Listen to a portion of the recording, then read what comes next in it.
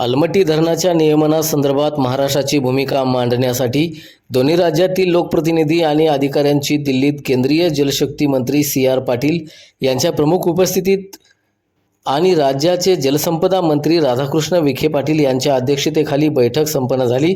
या बैठकीस आमदार डॉक्टर सुरेश खाडे हे सुद्धा उपस्थित होते। नवी दिल्लीतील नवीन महाराष्ट्र सदन परिसरात असलेल्या छत्रपती शिवाजी महाराजांच्या पुतळ्यास यावेळी आमदार सुरेश खाडे आणि इतर आमदार खासदारांनी अभिवादन केले। या बैठकीत अलमट्टी धरणाच्या संदर्भात सी.आर. पाटील यांच्याशी सविस्तर चर्चा झाली। याबाबत योग्य तो तोडगा काढण्याचं आश्वासन त्यांनी यावेळी दिलं असल्याचं आमदार डॉक्टर सुरेश खाडे यांनी सांगितलं।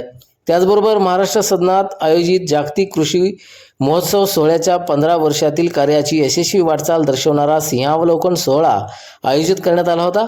या सोहळ्यास परमपूज्य गुरुमाऊली अण्णासाहेब मोरे दिंडोरी प्रणीत श्री स्वामी समर्थ सेवा मार्गाचे आध्यात्मिक नेते आणि आमदार डॉक्टर सुरेश खाडे तसंच इतर अनेक आमदार खासदार उपस्थित होते।